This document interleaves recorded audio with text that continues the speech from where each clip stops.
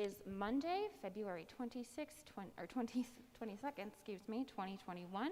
I would like to call to order the Education Operations Committee meeting of the Wausau Board of Education.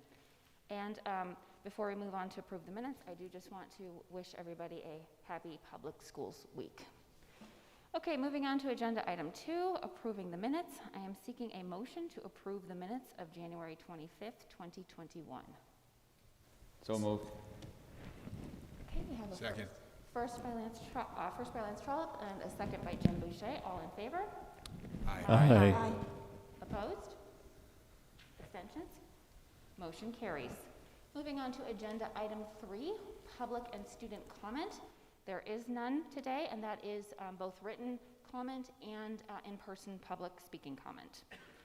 All right, so we can move right on to agenda item 4, and we have a Whole Child, Whole Wausau short cycle report by a number of the administrators and the AGR principals. Good evening, Board of Education. On behalf of the members of the Education Department and our AGR Achievement Gap Reduction principals, I'd like to take this opportunity to thank you. We're going to present to you a Whole Child, Whole Wausau short cycle report.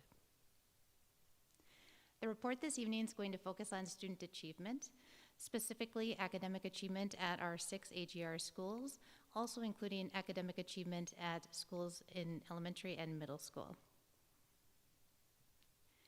Our current goal, as recognized in our strategic plan, is by the spring of 2023, there will be a 30% increase in the number of students meeting or exceeding proficiency in reading, writing, and mathematics, as evidenced by scores on state and local assessments. The data that's going to be shared with you this evening comes from our FastBridge screener that we utilize at our multiple grades in elementary and middle school.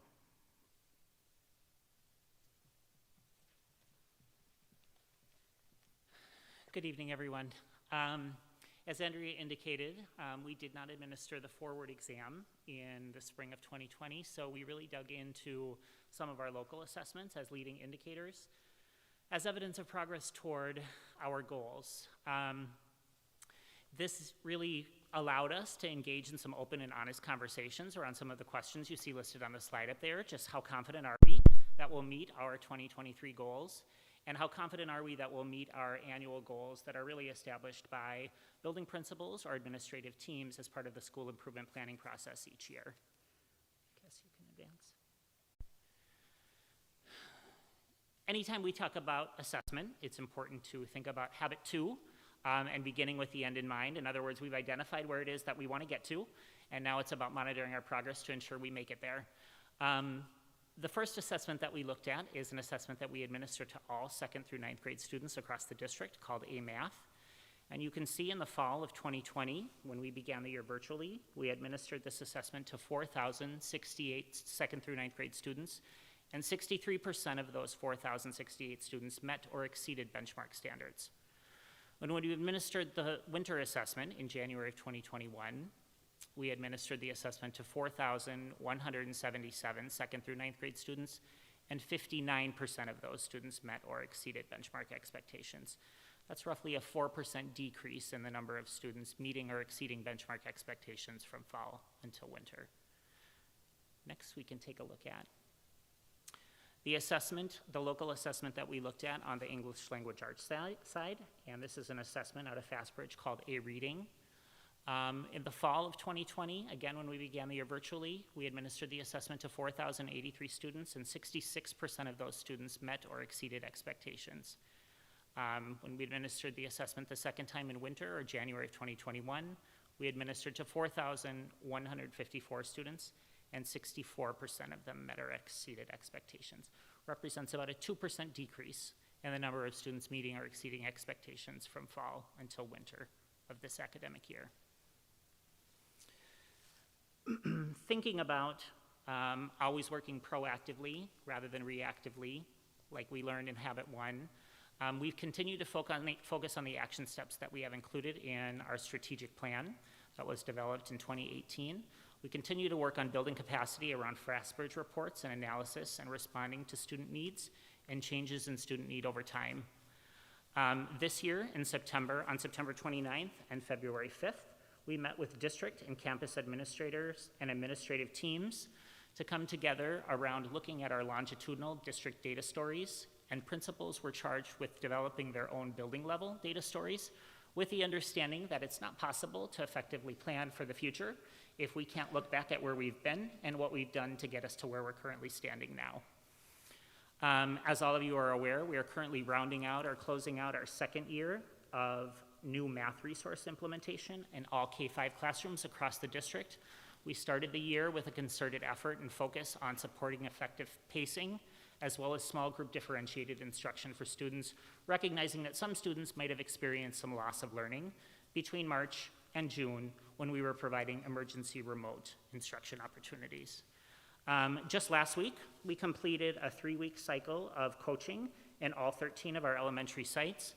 We had math coaches from Curriculum Associates that visited all of our classrooms across the district in a coaching cycle that included 1 day of observation of all teachers, and that observation day was followed by an opportunity for coaches to meet with grade level teams and provide them with feedback on celebrations, next steps, and opportunities for improvement.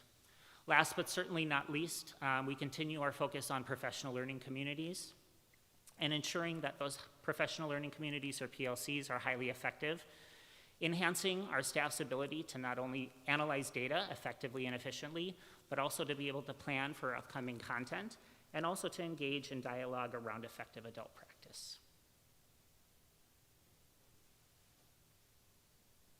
Should have a baton.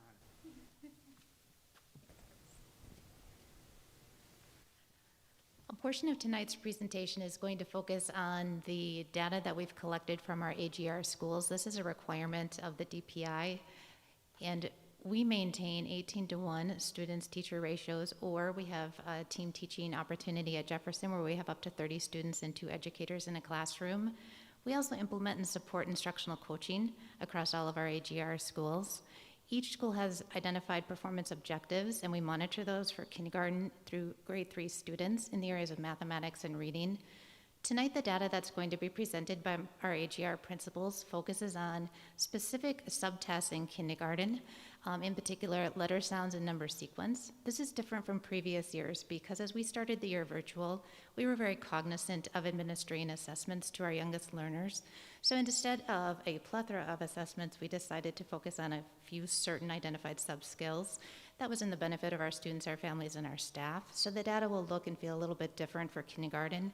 In first grade, we ran the same process, and we focused on nonsense words and decomposing numbers. And then you'll also hear from our AGR principals the data that was collected in grades 2 through 5 in a group growth report. All of these are FastBridge assessments screening tools. An additional requirement this year that was asked of the DPI is they would like to hear from our AGR principals challenges and how they responded to COVID-19. So you'll see on the next 2 slides some narrative that was presented by each of these principals, and as they present their data, they'll also incorporate this information and draw connections with their data.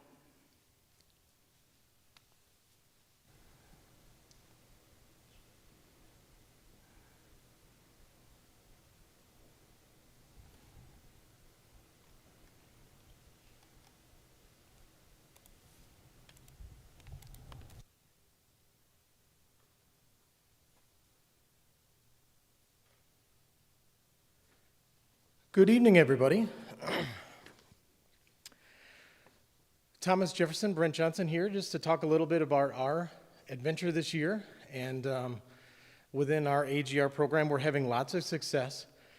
I'm kind of lead-off hitter tonight, so I wanted to just kind of overview some of the things that we've been asked in the past, or just to get some misconceptions out of the way. So I think that, for one, mid-year data is kind of like if you take a long road trip with a big family, right?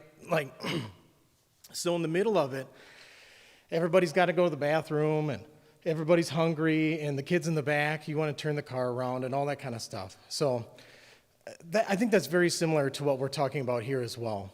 And then when you get to your destination, it's the best thing ever, and you're at Disneyland or wherever you're going, and it's the best thing since sliced bread. So when we look at our data in the mid-year, it's much like the middle of that road trip. We're not there yet, but we start to look at the data through the end-of-year lens. So For instance, decomposing from first grade was one of the tests that we highlighted here tonight. So for the fall, the score is 24. And just for an example, the winter score is 56 for them to be at the same level of proficiency. That's for our first graders. Then if you take, for instance, letter sounds for kindergarten, in the fall, 3 is our target number. And in the winter, it's 26. So you can see it's a pretty sharp increase, the lenses that we look through in the winter. And you'll see a lot of graphs tonight going up. The top 2 slides are kindergarten and first grade. That is tremendous progress. Something that we're also pulling out of the data is that our younger grades were impacted quite a bit more by the pandemic. Their 4K experience, and even before their 4K experience, what they came to us with was lower than a traditional year, whereas it didn't impact, or things that we've done this year to be innovative or really to work on differentiation or during our win time has had tremendous impacts with our upper grade kids. So those have been some interesting things pulled out of the data, at least from my lens.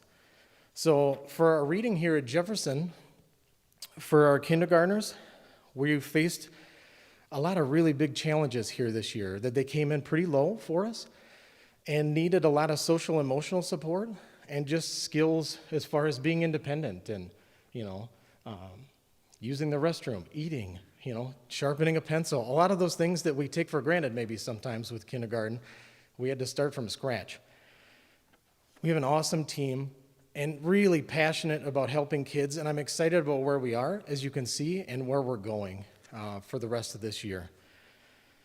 I'm super proud on the right at the top there. Our first grade is actually outpacing last year's growth, which we had pretty high growth scores last year. So I'm so proud of the effort that they've put in there. Then at the bottom, if you look on the far right, we've got 58% of our students right now at typical or aggressive growth, which is fantastic work. A lot of the AGR schools, our report card calculations are different than some of the non-AGR schools, focused on growth at a higher percentage than some of our other principals. So that's something that I wanted to highlight here tonight, is our exceptional growth rates. If we look at the math, it's very similar. Progress in our lower grades, where we started out a little lower than we did last year, and we're making big strides to get there. And then our growth, 65% of our students in the mathematics realm for grades 2-5 had typical or aggressive growth at this point of the year. So very good indicators that what we've been doing and all of the hard work have been paying off. I look forward to finishing up this year and seeing where we are and continuing to work forward. Do you have any questions for me? Hey, Brent. Just one. Can you hear me? Can you hear me now? Yep. Brent, I just wanted to say very briefly, every time you come and present to the board, your results are fantastic. And given where we are, and obviously with this challenge that we have with COVID, to see where you have and your team has achieved this year it continues to be impressive. So I just wanted to say kudos to you. When good things are happening, that shows the sign of a good leader and a good team. You guys should be commended on this. You guys continue to knock it out of the park, so well done. I'm humbled by that, Pat. I have a really awesome team, and everyone is a part of that. Even as simple as some of the Fridays that we got this year, I think helped the teachers get through mentally, and just to plan and prep. I can tell you that Fridays are some of our busiest days during the week. All the work and the PLC and the opportunity to meet and dig through some of this data has been really key. I think facing some of the challenges that we have this year. In my blurb, I was concise, but I said, this has given us the opportunity to think. And the status quo was thrown out the window on us, for sure. So we've had to come up with some different ideas and innovate and try and You know, no one can control the weather.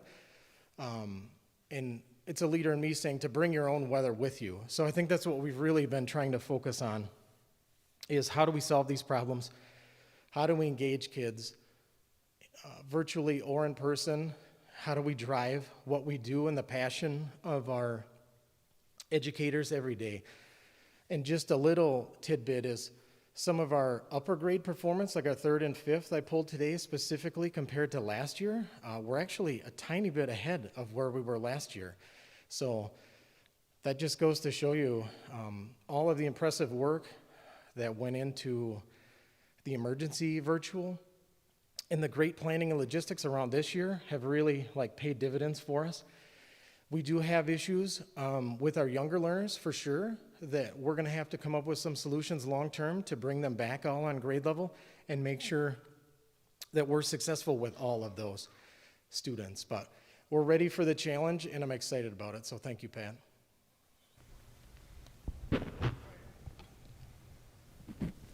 Is the mic going? There you go. All right. Brent, I just, again, I'm going to echo a little bit, knowing how it is to work with a team. You build your team up, you get them what they need, and you don't just look at the positives, you also look at the negatives that are results as well. You know, we all deal with a loss periodically, but how do we overcome that loss? So I'm glad to hear about that, and becoming a Blue Ribbon School of Excellence, we haven't been able to really celebrate with Jefferson as we all would have liked to have done. But knowing how hard it is to become a Blue Ribbon School of Excellence, tremendous job of the staff and the students and the parents in that community. So great job. Thank you.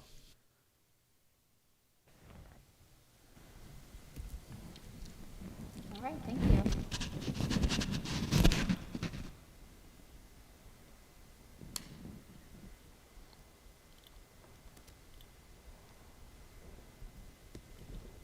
Hi there, so I'm supposed to follow that act, huh? The Blue Ribbon School? Hopefully I can learn a little bit from Brent and watch some of the things he's doing. Again, you can see our scores up here in reading, where the average score is increasing, which I'm very proud of, in kinder and in 1st grade. Maybe not quite as much as we'd like, but we also have we have 40% EL population. So to learn another language with a mask on or virtually, I think brings a whole new dimension to testing. I know for me, the first month of school, I couldn't understand what anyone was saying because I realized how much I rely on looking at people's lips. So I can only imagine trying to learn a second language that way. So I'm very proud that they are making gains and showing improvement. In grades 2-5, the dark purple and the light purple show the exceeding growth or meeting growth expectations. And again, I think we're doing pretty well in that category. One of the things I'd like to highlight is that this has definitely been a year of change. Students have had different teachers, new teachers. Teachers have had different students from different schools. And rather than looking at that as a negative, I really would like to embrace it as we are truly becoming whole child, whole Wausau, and we're not working in our silos anymore. So I'm hoping to capitalize on that next year and really bring some changes to Lincoln in terms of really working together for all students and not working so much in our silos. So I think that's been a huge plus for the district. And then our math scores, again, we're trending upward, which is great.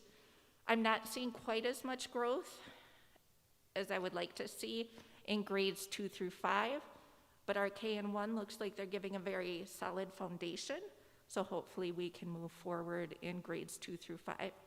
We're also looking at ways to build fluency right now in grades 2-5 and have come up with some great ideas at our last meeting last Friday. Last Friday was amazing. So I think we've come up with some great ideas to forge ahead with. Do you have any questions?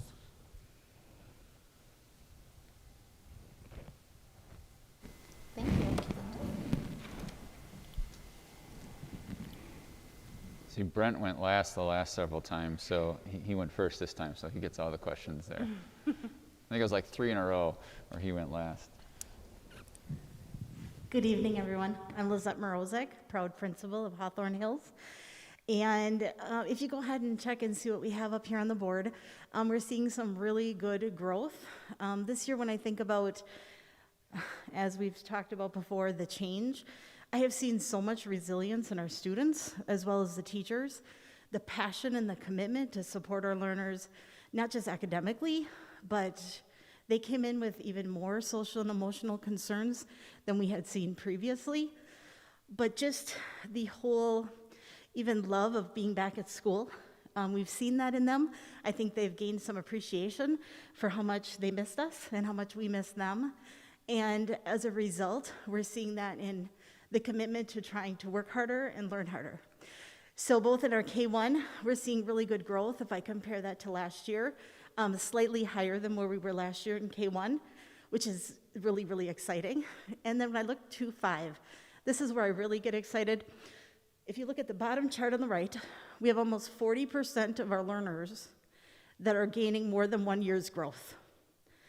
So 24%, that's 1 year's growth. So about a quarter of my students are getting 1 year's growth, but almost 40% are gaining more than 1 year's growth, which is what we need to do to get them to fill the gaps and get rid of those 1 to 2 grade level behind learners. So we're really, really excited about that. Also working really deeply with Julie Omican. I remember that by saying, oh my can, but it's Omican. And she has been just phenomenal in terms of resources, data digs, working with teachers, drilling right down to the student level. We're looking at where are students currently? Are they receiving EL, title services, special education? What are we doing at each level to support each learner? And that's really brought buy-in to the whole school. So if we move to math, again, the math training that we received last week was truly phenomenal. Actually, coaches came in, they observed the teachers, and they came in a very non-threatening, encouraging way of giving teachers tips and techniques and how best to help fill gaps, especially at Hawthorne, where we do have many gaps to fill. And it just gave teachers, I think, a reignited feeling that we can do this. We can fill those gaps, we can get students where they need to be. So if we look here, about 30% of our students are doing about 1 grade level, but again, almost 30% are doing more than a grade level growth. You see a little bit steeper incline here for math than what we do for reading, but in the past, math has been really low for us. So, any questions for me?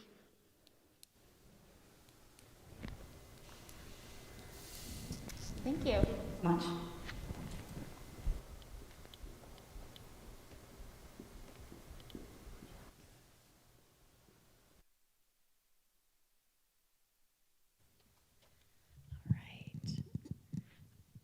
All right, good evening. Colleen Burkon. I have the pleasure of being the principal at Grant Elementary. And I kind of want to just piggyback off of what my colleagues are saying, that when you look at our K1 scores in letter sounds, our average is increasing. However, we have not seen maybe as typical growth as we would in a typical school year. But I also want to point out that majority of our students that are in not meeting the benchmarks are still our virtual. So there is access for the students to learn, right? We have devices. The district has been doing a phenomenal job of trying to get all the resources to the students. However, when you're talking about possibly delivering an intervention, there's even more resources. And how do you give that always to a student when you might also need that for your in-person learners? So there has been ongoing support with trying to be creative in how to do that, but that's just something I kind of wanted to point out as well as we're looking at data. Nonsense words in first grade as well, our average scores are increasing. However, we did not grow as much as we wanted to in K1 for reading. Grades 2 through 5, though, we have a lot of students, 58%, in the typical or aggressive growth range, which is a lot to celebrate. Go to math.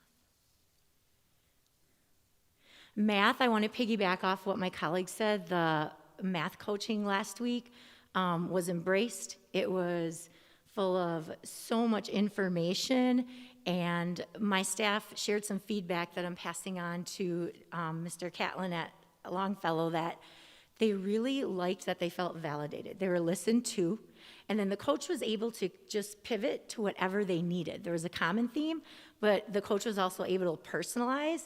So the math coach in my building now, we're gonna move ahead and set some goals with math. That's pretty exciting.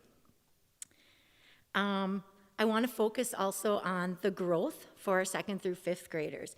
50% are experiencing typical or average, or aggressive rather, growth in math. One response that I really wanted to point out that was on a previous slide before Brent had the pleasure of speaking to you was our pupil services staff really had an opportunity to connect with families in more positive ways, and trying to support multiple learners who are virtual has really been a unique opportunity. And I don't want to say challenge because it really hasn't, but thinking through the lens of some of our staff who are teaching students virtually, there's multiple students from a home in that classroom. So sometimes that's hard to get through and just give that K1 student what you need. But I really wanted to point out all the above and beyond that they did, and it gave us a chance to look deeper overall at the essentials that we teach. So that's all I have. Thank you.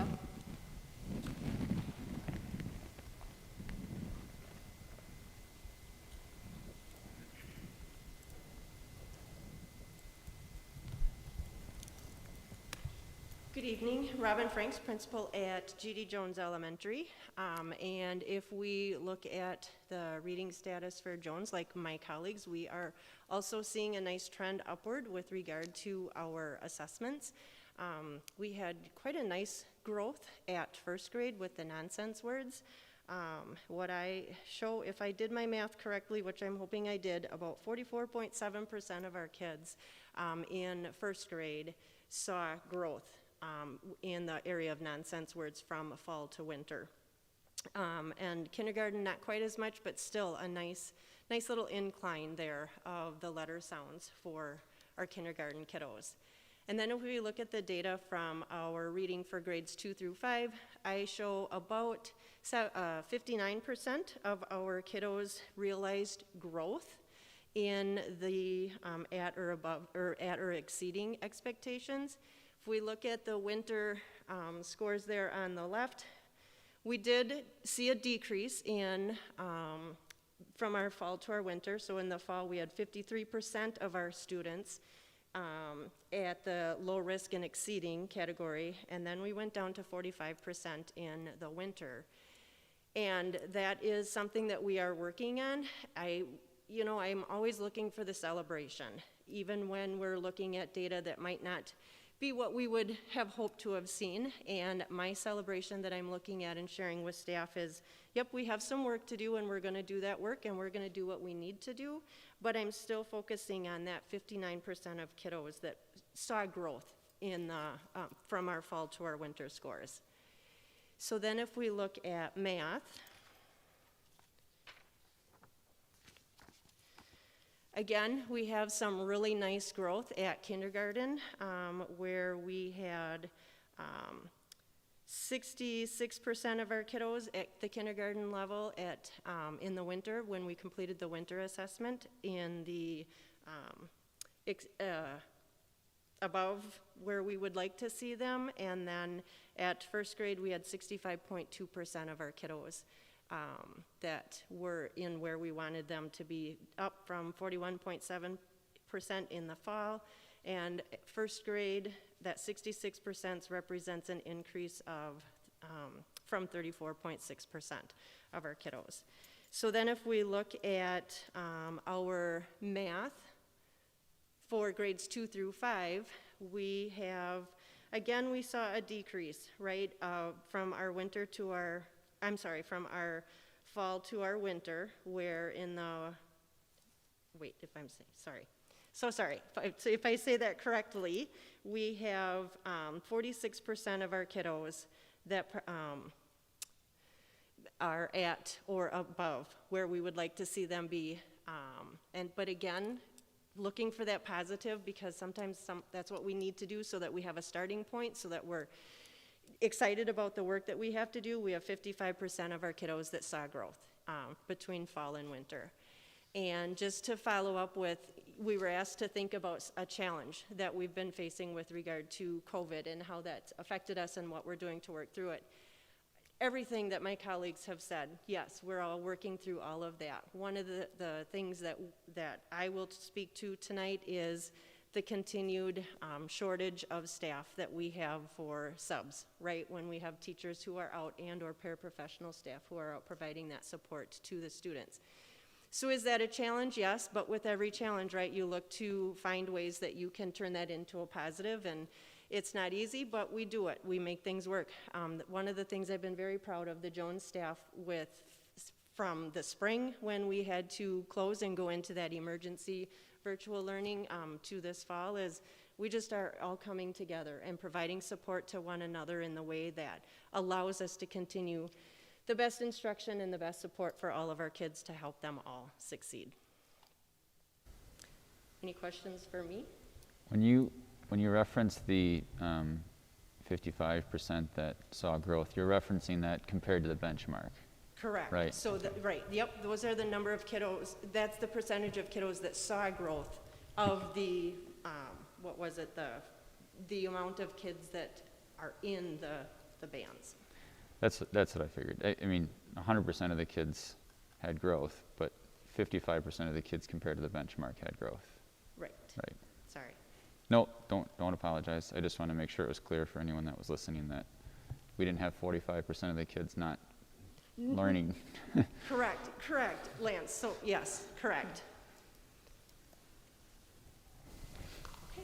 Thank you.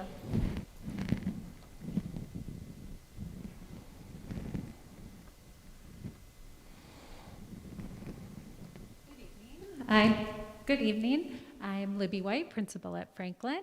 Nice to see everyone. So our Franklin scores are there. Our kindergarten made some slight growth with their letter sounds. Although as Brent shared, it's a large benchmark in the winter. We did have 80% of our students showed growth and above typical growth. Some the students were showing some flat growth, and so I'm sure you've heard us talk about the kindergarten rotations are now in full bloom at Franklin and in many of our schools, and that is where all students, have small group work time with teachers and paraprofessionals, and the EL teacher and our title teacher. So some really focused instruction. Our first grade, I would say right now, and I heard from a couple of my colleagues, our first graders, we're seeing some effects of them not having a full kindergarten in-person year. We have added more paraprofessional time. We have met with our literacy coaches from Andrea's team and putting some intensive interventions for those kiddos, and we're starting to see some great turnaround. Our second and third and fourth and fifth are shown there, and we had almost 60% made typical or exceed growth, and we were really excited about that. And just to nod that Franklin, I believe Lincoln, we had some of the higher percentages of students that chose virtual learning. So we still at this time have about 40% of our students that are learning virtually. So as has been stated, it is a struggle sometimes to have students engage for the entire day, and we're working closely with those families. One thing we started as an intervention is having those students come to school in person on Fridays and work one-to-one with our paras or even our floating substitute teacher. So really to provide that one-on-one to help them catch up. So for our math scores, we saw quite a bit of gains with our kindergarten. Same with first grade. They're still kind of started off slow. We're catching up now. Even since these scores were given in January, now we've got about 4 weeks in. And then also our 2nd through 5th grade, we had well over, or close to half of our students had typical and exceeded growth, and are working very closely with our students that had just modest growth. Any questions? Okay. Thank you.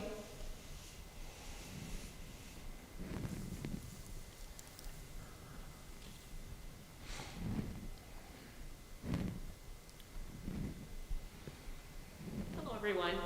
I have an opportunity tonight to just share 2 slides with you that put all the data that you've heard in the context of the district overall. So the slide that we have up now, we're looking at the reading status with the A reading, but this is for all of our students in grades 2 through 9 in all of our schools. So rather than targeting just the AGR schools, this gives you the big picture. And it's set up very similarly where you can see how students progressed from fall to winter in their benchmark categories on the left, and on the right you can look at how many of them had typical growth or above typical growth, and you can see for reading that is well over 50% that had that typical or exceptional growth. And then you have the same information again for grades 2 through 9 in all of our schools for math. Again, that strong growth on the right-hand side there, well over 50%, at least hitting typical growth or exceeding what we would consider typical growth. And I guess I would just take one other opportunity to let you know too, as we look at the picture of the whole district, it's also at the secondary level, it's not just the math or the ELA teachers that look at data like this. All of our teachers, regardless of their specialty area, get engaged in the data story process and think about what it is that they can do as a team or through their content areas to contribute to that student growth.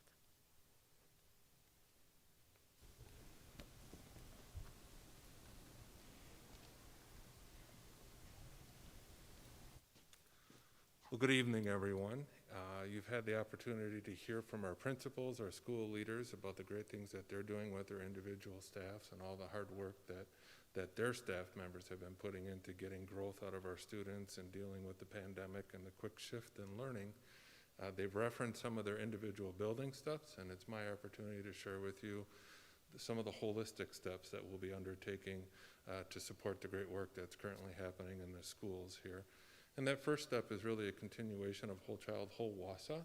That plan outlined those 3 components: creating an environment of respect and rapport, establishing a culture for learning, and demonstrating flexibility and responsiveness as areas that we would focus in on. And that step references some walkthrough observation protocols that Andrea and Chris and myself and others from Longfellow and Jennifer will be engaging with principals and just offering teachers and principals some informal feedback around those 3 areas in a very collaborative manner, just for their own growth and conversational pieces so that we can enhance those aspects of the classroom. Leader in Me is going to continue to be the implementation, and that's off to a great start with Angie's leadership in that area. Really have some good momentum there. We're going to continue that into the fall of 2021. And then finally, we've been working with our principals, and the work we did prior to the pandemic paid off because we had been working a lot around communication, collaboration, critical thinking, creativity. When we think about the 4 C's, and they had been working with their staff, so they had a good jump start in that area for the pandemic. And we'll just continue to build their understanding and ability to lead their staff and continue to support their staffs in those areas, and all of that aligns with Whole Child, Whole Wausau. So holistically, that's what we will be doing to support our teachers and our building leaders as we move forward with the plan. And that's really it. So if you have any further questions on this report, I would be glad to answer any that I could, or call the right person up who could give you the information that you're seeking.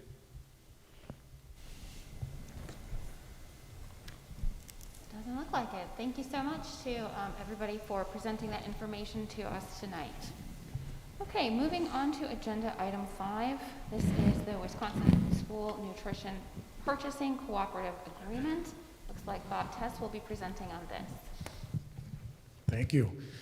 Karen Fox, our Director of Nutritional Services, regrets not being able to be here tonight.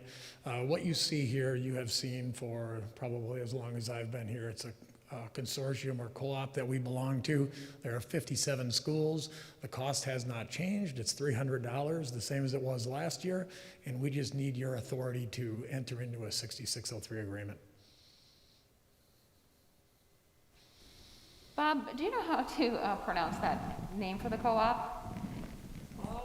I say all the words, Wisconsin School Nutrition Purchasing Co-op. Okay. I'm sure Karen has a quick way to say that acronym, but I don't know. I want to what be it is. accurate in this motion. And any other questions for Bob?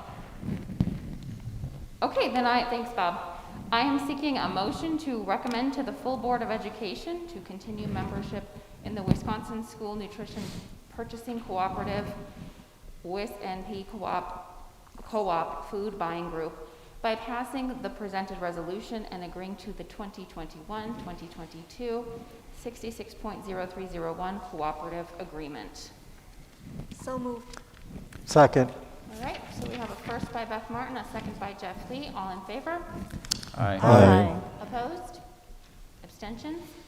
Motion carries. Thank you. All right, so agenda item 6. This is the resolution authorizing the transfer of funds, the establishment of an escrow account with respect to and the defeasance of certain of the general obligation school building bonds, Series 2015A, dated August 4th, 2015. Yes, Bob. Thank you. This is another resolution you've seen for a few years. We've been doing this since 2017. In 2017, maybe it didn't get quite the attention it is getting today. And I'm going to take this opportunity to talk a little bit more about our defeasance strategy, more than I do in a typical year because of all the questions that I'm getting. A lot of people are asking questions about the referendum and how does the referendum fit into this strategy? What happens if you get 2 successful questions in April? What happens if you get 2 no questions in April? And all the different scenarios that play into that. I also would like to inform you as board members, you're probably getting some questions too.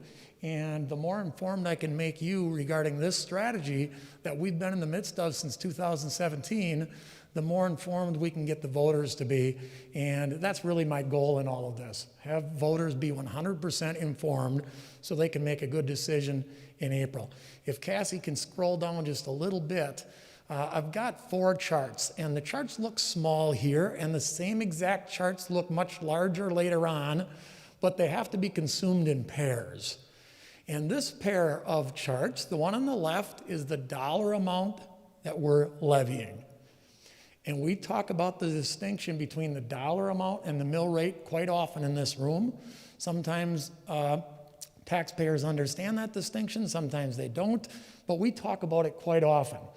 So on the left is the tax amount, on the right is the mill rate. And it's very easy to show a mill rate going down because it's supported with increasing property values. This last year alone, property value went up 9%. So it was pretty easy to have your mill rate go down. What you see on the left is probably a chart you've seen before if you've been paying attention to all the referendum information that we're putting out there.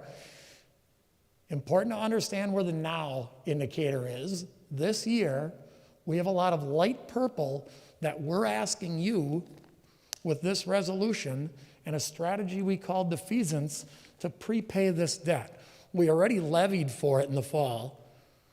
So I don't know what would happen if you would vote this down right now. We would have all this money that we levied, and I don't know if we'd under levy next year, but this is just the formality of creating the escrow account and paying off the debt in advance. Now would be replaced with next year. The orangish color would be question 1. The green would be the payments on debt for question 2, and you can quite easily see the amounts are about the same. The light purple goes away, question 1 and 2 comes into the picture, and the levy stays flat. Some people like to use the word impact. What the levy is this year versus what the levy is next. Some people absolutely can't stand the word impact, thinking it's deceptive. Whatever word you want to use, we're talking about that picture happening, and that picture is what's out there. And you will also see, while that's happening, what's happening to the mill rate. What has happened to the mill rate going backwards. All the while we were doing this strategy since 2017, we did it with a declining mill rate. The mill rate went down, we prepaid debt. The mill rate went down, we prepaid debt. Mill rate went down, prepaid debt. Saved taxpayers $3.3 million of interest payments during that time. Mill rate's probably going to keep on going down if property value supports it. So it's a pretty easy statement to make, your mill rate's going to go down.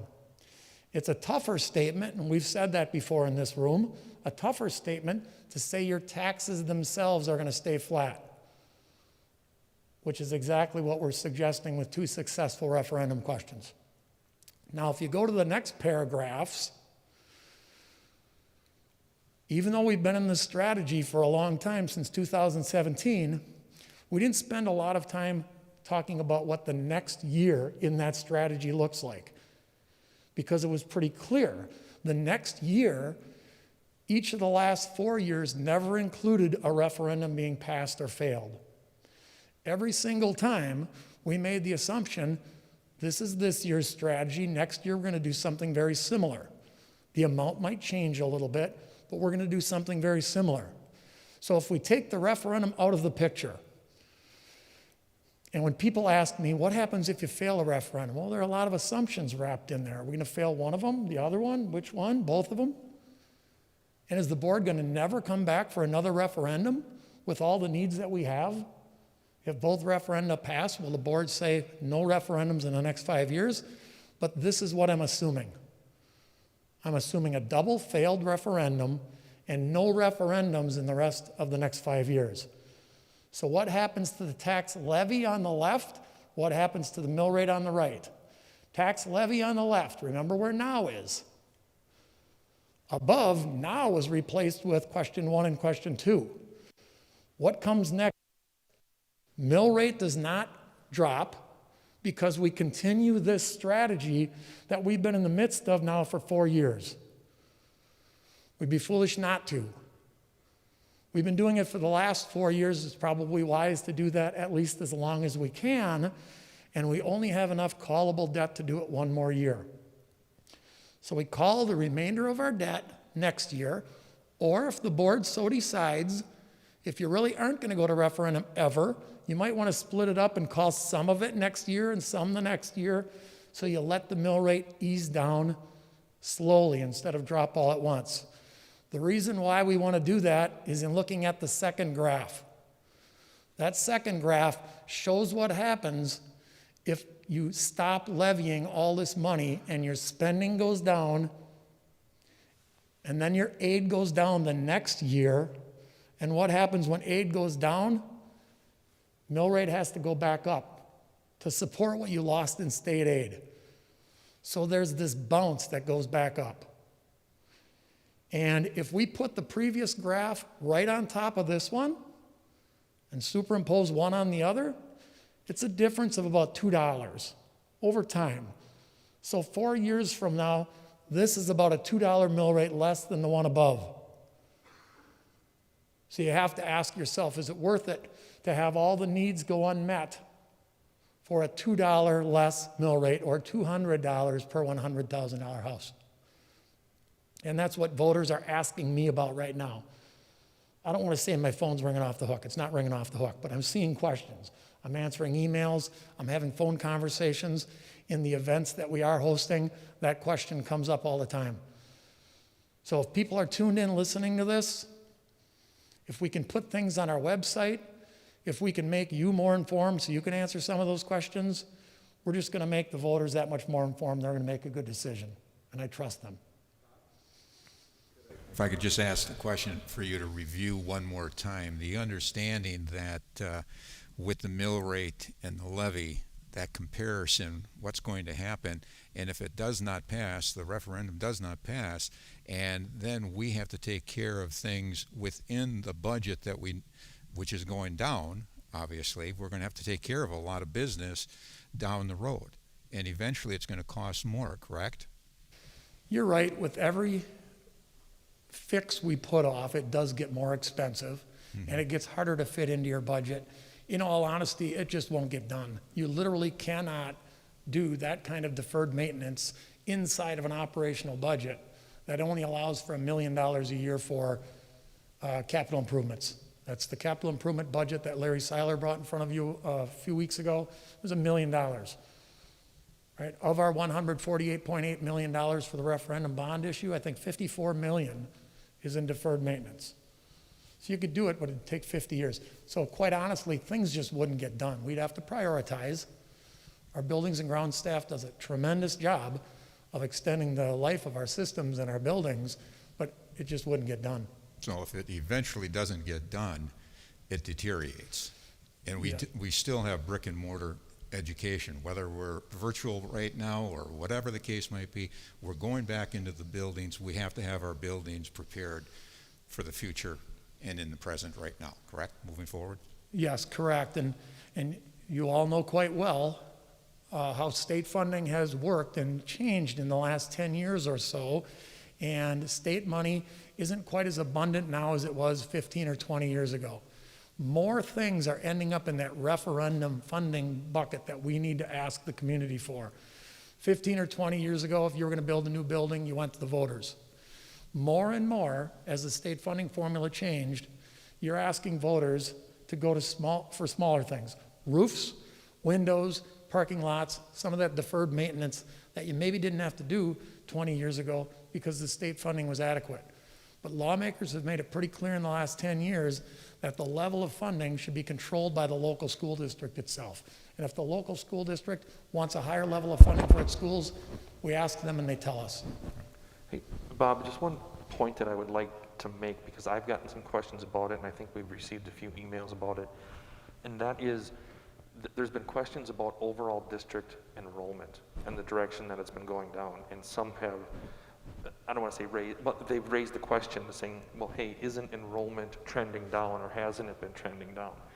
And I just want to acknowledge that, yes, that answer is yes, we are in a period of declining enrollment, but just because we are in that period, that does not mean that we don't need to do things for the 8,000 plus students that we still have.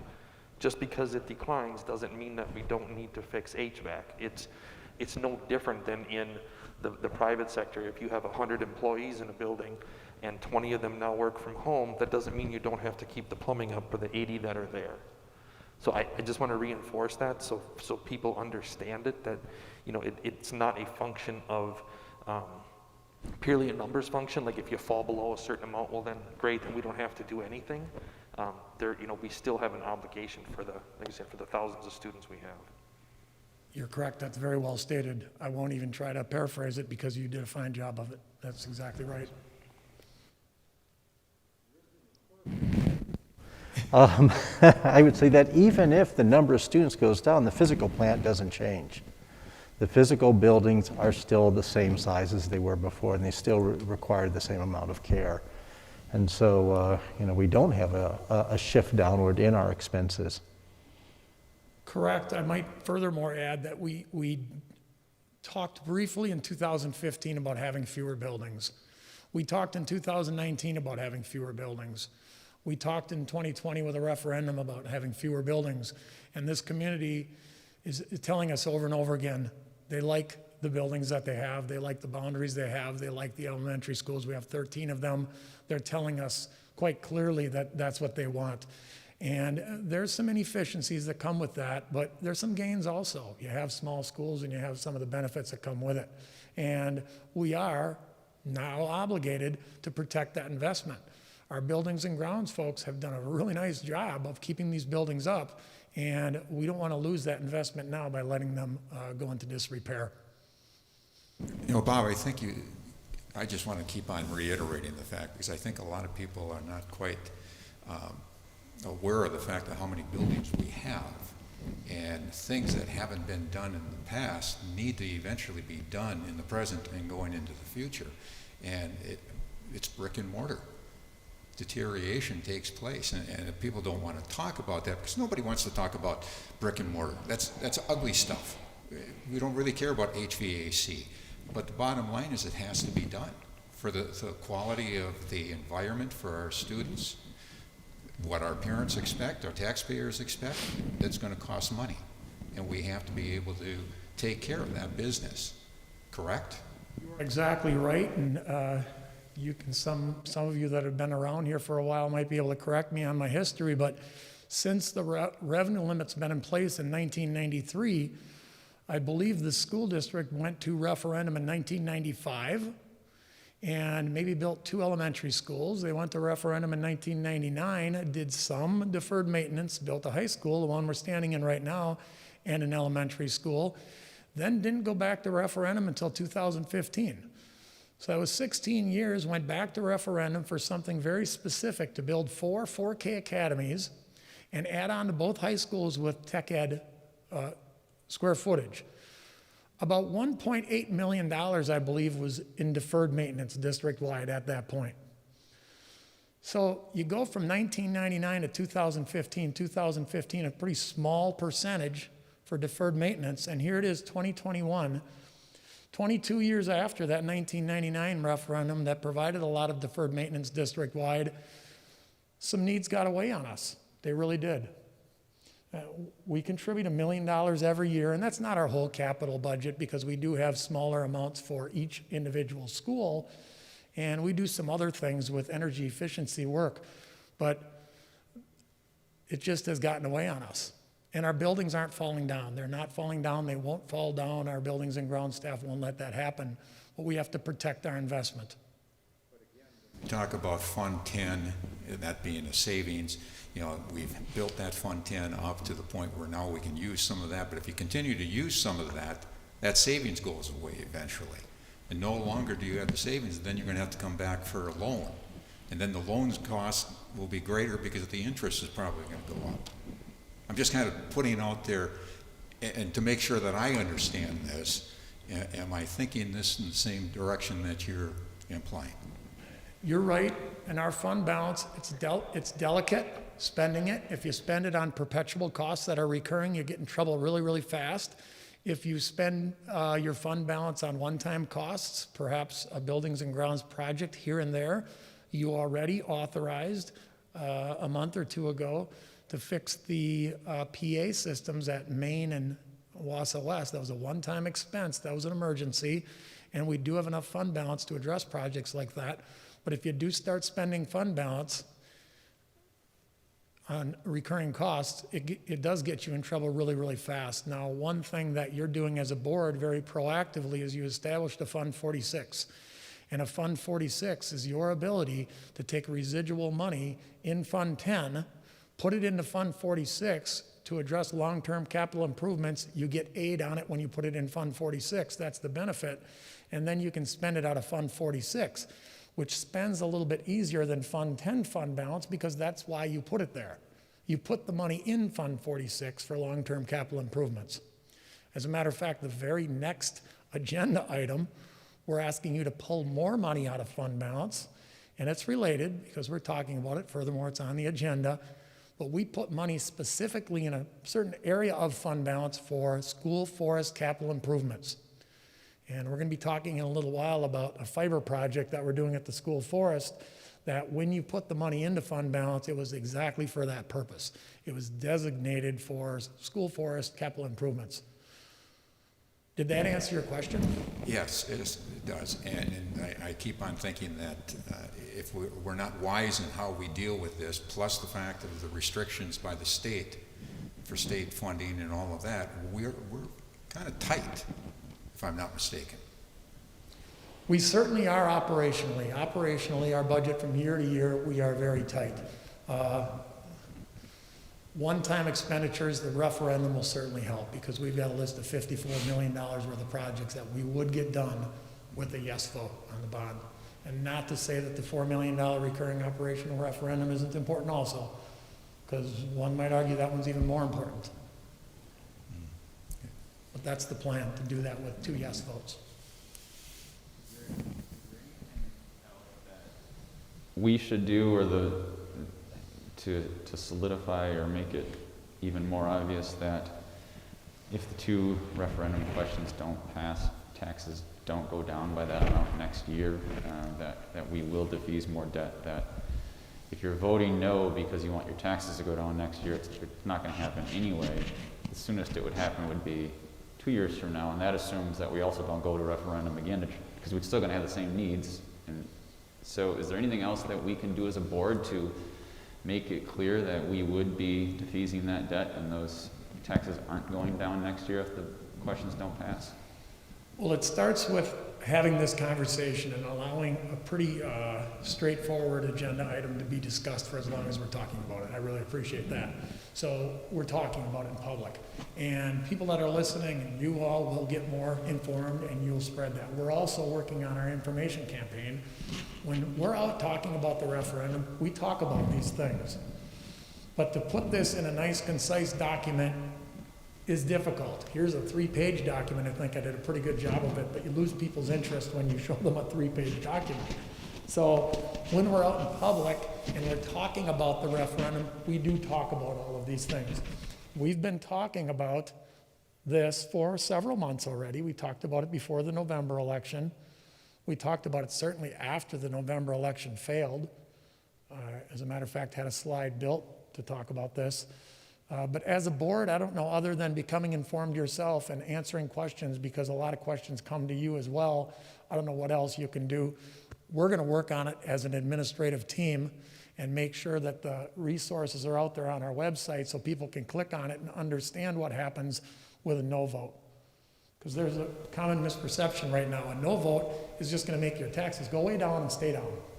And that's what I was referring to. I think a lot of people are, at least anecdotally, the people that I talk to anyway, understand how we've structured it to replace debt that's falling off, and that's why it would have no impact or why it would be flat. They get that part, but then they follow it up with the, but if we say no, it'll go way down.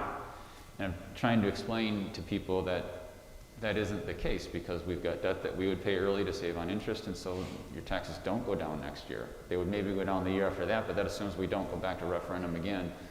But I'm talking to, a handful of people. I don't know what impact that's going to have. I guess if we all do it, it has an impact, but. And they talk to more people and it spreads that way.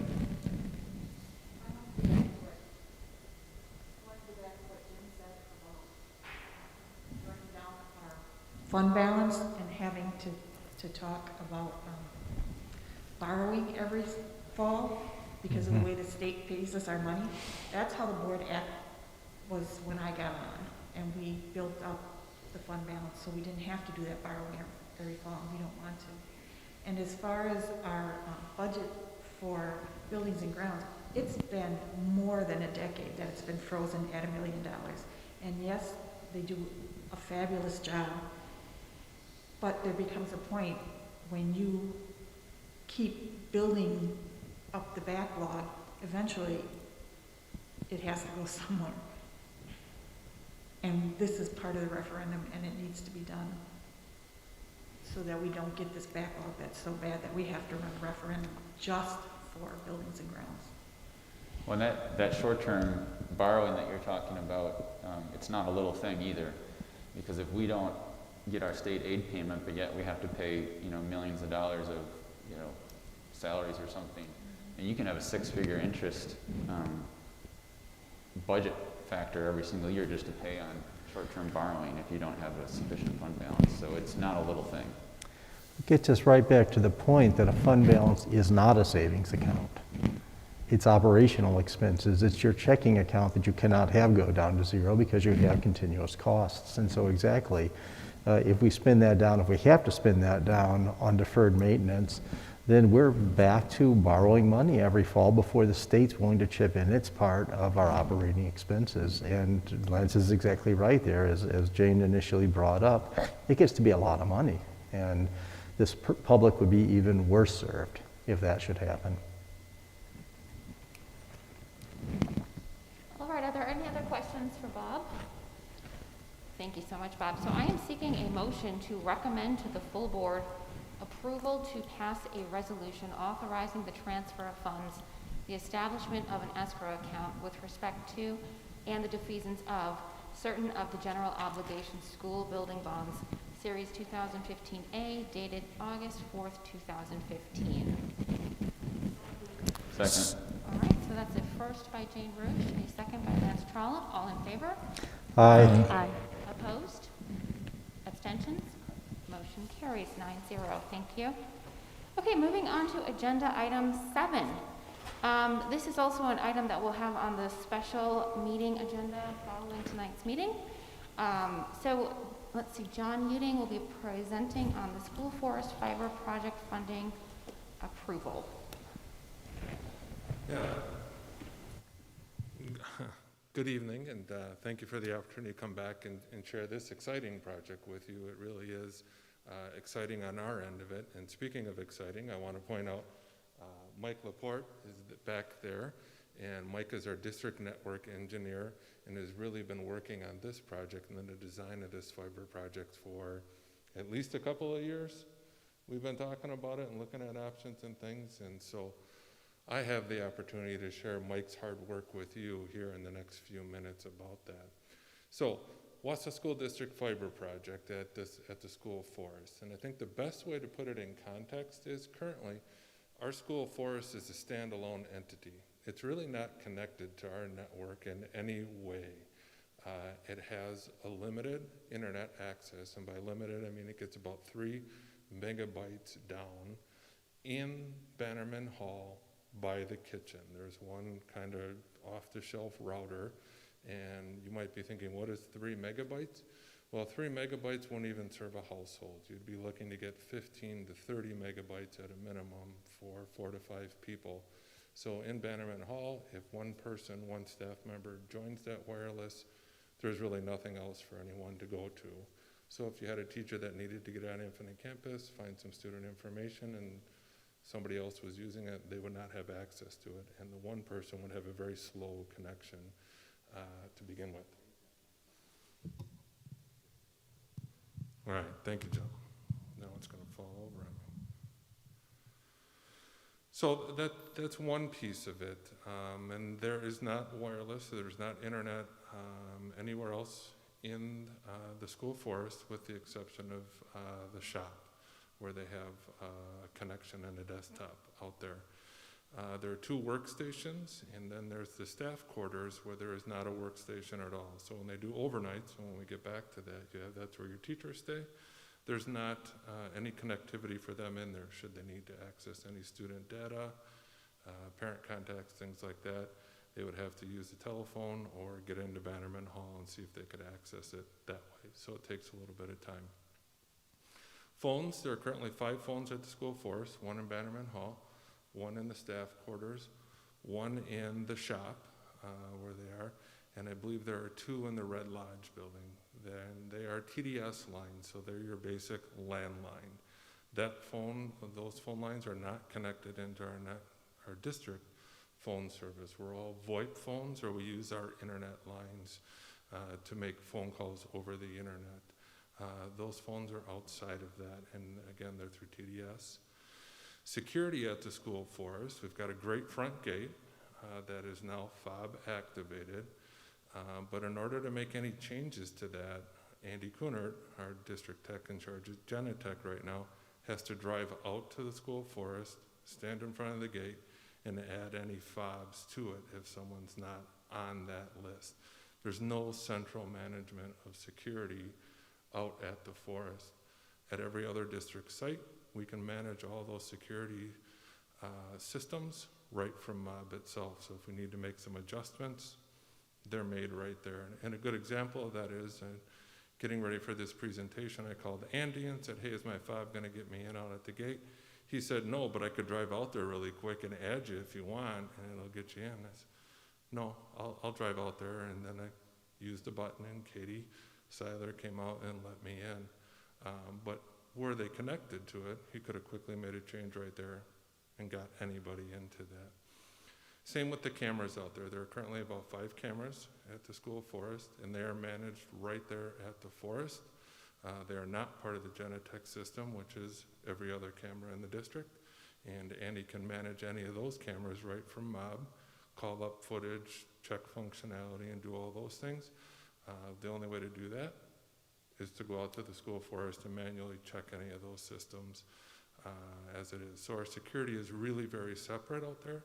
as well as our internet connectivity and the phone systems. So, why fiber at the forest? For all the reasons I just said in describing the forest, those are the reasons we would like to get fiber in at the forest, because it truly would give the school forest the same abilities, the same capabilities, and the same opportunities any other district site has available to them. And we've often talked, and we've heard Chris Nelson say, the school forest is one of the most utilized sites in the district. And we want to give that site, those students, our staff members, all the same capabilities they have when they're in any other district site. So if we get fiber out there, what that would do would move our 3 megabit connection to a full gigabyte. And the best way to explain that to you is if you did a speed test at the internet, if you did a speed test at the forest, you might get 3 megabytes. Sitting here right now, I just did one. I had a 192 megabyte connection just sitting right here in the auditorium. So I am free to get any information I want. Any data that I need is right here. And that would be the same at any school site, with the exception of maybe Hewitt. They have a 500 megabit connection out there. Every other district site has between 1 gig and 10 gig data connection. Hewitt's the one outlier. We don't have fiber. They have a point-to-point system. So when you provide that kind of connection to an instructional site, you really open up the doors for instruction and capabilities, and it's really limitless as to what you wanted to do. Chris in the past has mentioned webcams showing different aspects of the forest that staff, students, community members could log in and do and check that capability would be there.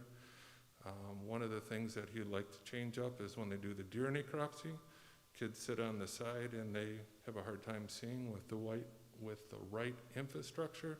He could display that and everybody could see it. He could utilize any of the online video resources and things with instruction there. Again, it's going to come back to improving the communication. Our phone systems become VoIP phone systems, and we can manage that. Staff would have full access to Infinite Campus and all the student data they would need whenever they have students that are out at the forest with them. Our security systems, again, become centrally managed and we have a much greater ability to make the adjustments that are needed, to monitor them, to upkeep them, to troubleshoot them. Again, I mentioned the VoIP phones. We would transition away from the landlines, and then by doing that, we also bring the ability for mass notifications out to the school forest. Right now, we can flash a mass notification over our VoIP phones, and if we can get that phone system out at the forest, we then give our staff the ability to receive mass notifications out there too. So it enhances safety, security, instruction, and access all the way around at the forest. Just real quick, I wanted to just do an aerial shot. What we plan to do is on the left side of that screen is South Mountain. So we would splice the fiber in at South Mountain, run it all the way to KK and around, and it would hook into the forest there. So if you've driven from South Mountain to the school forest, you know about how long that run is there. We started designing this over the course of years, but really undertook it in full late August and in the fall with Mike again, working with Livermore Technologies, and Frank Livermore has done a lot of our fiber work at our other buildings. Designed the project, put together the RFP, published it in December, and on January 5th we had 8 vendors show up at the forest and we did a walkthrough. So they knew what we were talking about, they knew the route, they knew the conditions that they would be working in. We got all the responses back on January 18th, and you can see we had 7 submitted quotes, which is awesome because it makes for a very competitive bidding process, and you get high quality results that way when it's not just 1 or 2 vendors. We had a wide range of quotes that you can see, and that is not uncommon in fiber building. They can range very much, and it's not indicative of quality of work. It's just their time, their materials, their rates, and things like that. We have all the DNR permits in place, and Mike and again Frank Livermore have been working closely with them, and we're all good to go there with those things. And then on the 27th, the vendors were notified, and Alexco was selected.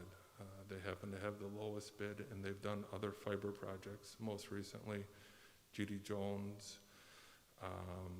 Rib Mountain, and John Marshall were some of their most recent projects. They're a great vendor, very good to work with, and do high quality work. So the next steps after this meeting, we would start the project, and part of that special meeting is if we go forward with it, Alexco would like to get into some of the wetlands while the ground is still frozen. And it just gives them a better shot at avoiding any delays due to the wetland areas that they would be going through. So while they are doing that, we're acquiring all the equipment we need, so we're ready to roll when the fiber's all spliced and lit. We would hope that that project would easily be done and completed with the bearing of fiber by July 1. And we would have it all tested, and then we would start developing the other infrastructure components at the forest, have that completed and ready to roll by the end of August. So it's fully lit up and ready to roll for the first day of school in September. So the next slide there is the motion. I don't know if you have any questions about the fiber project, any questions about the process or the capabilities. I think it's great that you're getting the technology out there that you need, because 3 meg, I'm kind of going like, I can't. Most houses have 100. Yeah. And take a look at what you're trying to do with students and giving them a combination of nature and yet teach them through some video, et cetera, et cetera. It's a needed project. And burying fiber is costly. Yeah. Yes, it is. It's the longest term project that gives us the best bang for our dollar. So we've done the analysis of it from 7 years out to 30 years out. We did explore other options in that, one being a point-to-point system, so we would actually use dishes and we would broadcast the signal like we do from Hewitt out. That wasn't going to get us the bandwidth we needed. We maybe would have got about 100 meg, and then you're getting into tower rental and things like that. And for just our flexibility and our future growth, that just wasn't the right option for us in the forest and our staff and students. All right, thank you, John. So I am seeking a motion to recommend to the full board approval to authorize use of no greater than $438,000 of school forest capital improvement designated fund balance to complete the school forest fiber project as presented. So moved. Second. Okay, so we have a first by Pat McKee, a second by Lee Webster. All in favor? Aye. Opposed? Abstentions? Motion carries. All right, thank you. Going on to agenda item 8. This is also an agenda item on the special meeting tonight, but Diana White will present the 2021-2022 school calendar. Good evening, board members. I am bringing the calendar to you, and typically this is something that would have been done in January, but much like a lot of the things here in the district, the pandemic kind of changed plans a little bit. So what we've done is this calendar is essentially a roll forward of the previous calendar. And part of the process, and an important part of the process, is looking at what area districts have for their calendars. However, because of the pandemic and maybe some other things, they just weren't available until about the middle of January, end of January. So once those were available, I met with the calendar committee to really finalize our 2021-2022 calendar. Just a couple of key points to mention is that of the districts that we looked at their calendars, so DC Everest, which our calendar almost matches to a T to theirs. We also looked at Stevens Point and Merrill, recognizing that a lot of our staff may live in those districts, so we wanted to be cognizant of our breaks in those areas as well. So while the start and end dates may differ between Stevens Point and Merrill, a lot of the Thanksgiving, the winter break, the spring break, they align. So that was an important distinction to make. What you might notice too at the end of the school year is the students' last day is on June 3rd, and then the teacher's last day is actually on the 6th. The reason for that, and in talking with the calendar committee, is they really wanted to keep the day before Thanksgiving, and then December 23rd is days off for traveling or whatever families may have going on. But certainly, the calendar committee was okay with the staff last day being that Monday instead of Friday. So with that, I'm happy to answer any questions if I didn't cover anything. Any questions you have? Couple of questions. One, the student-teacher contact time is tallied up to what? How many days? 175. 100, Which is the DPI requirement, 175. 175. And the contractual days? 189, and that aligns as well. Okay. Well, I want to thank you for actually aligning with UWSP for the first time, or maybe the second time in a decade. So, because it's not just me, but we have families with students at both our institution and at the university. So that's nice. Jane, did you have a question? Yeah, it's my usual yearly request. I still would like to see our spring and fall election be days off for our students and staff so that our schools can be used as voting sites and that our staff and our older students can sign up to work the polls. Elections are so important, and I think that would send a message. Thank you. All right, thank you. So I am seeking a motion to recommend to the full board the approval of the 2021-2022 school calendar as presented. Second. Okay, that was a first by Jim Boucher, a second by Jeff Lee. All in favor? Aye. Aye. Opposed? Abstentions? Motion carries. All right, then with that, we're at agenda item 9, and I am seeking a motion to adjourn. Second. All right, we have a first by Pat McKee, a second by, I think that was Jane Roosh. All in favor? Aye. Aye. Opposed? Abstentions? Motion carries. This meeting is adjourned. Don't go anywhere because we have a special meeting yet. Okay.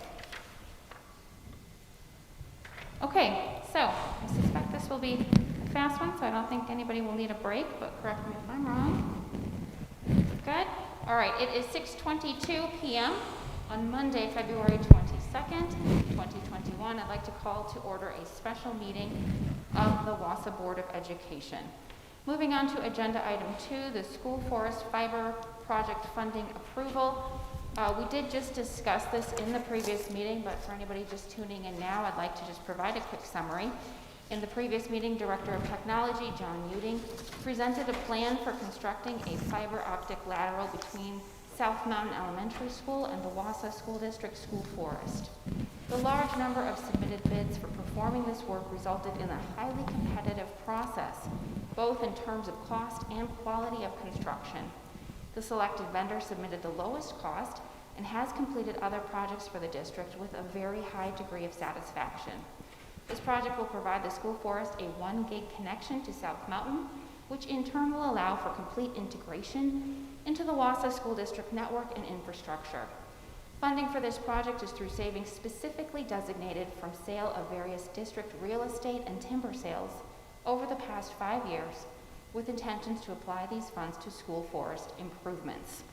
I am seeking a motion to authorize use of no greater than $438,000 of school forest capital improvement designated fund balance to complete the school forest fiber project as presented. Okay, that's a first by Pat McKee, a second by Jane Roosh. Is there any discussion? All right, hearing none. All in favor? Aye. Opposed? Abstention? Motion carries. All right, thank you. Agenda item 3, this is the 2021-2022 school calendar. This was also just presented in the Education Operations Committee meeting. Wanting to highlight the work of the calendar committee and their efforts to align the breaks with the neighboring districts to help benefit the staff and their families. All right, I am seeking a motion to approve the 2021-2022 school calendar as presented. So move. Second. All right, we have a first by Lee Webster, a second by Jim Boucher. Any further discussion? All right, hearing none, all in favor? Aye. Opposed? Abstention? Motion carries. School calendar is approved. With that, I am seeking a motion to adjourn. So moved. Second. All right, we have a first by Jeff Lee, a second by Jim Boucher. All in favor? Aye. Opposed? Abstentions? Motion carries. This meeting is adjourned.